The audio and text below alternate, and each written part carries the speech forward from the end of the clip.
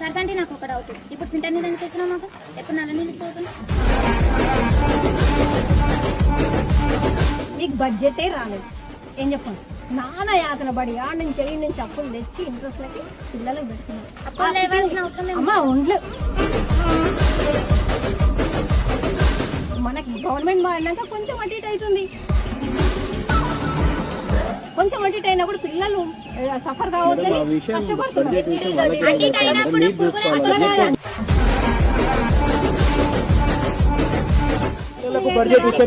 వాళ్ళు time government change అవ్వడం వల్ల బడ్జెట్ రాలేదా?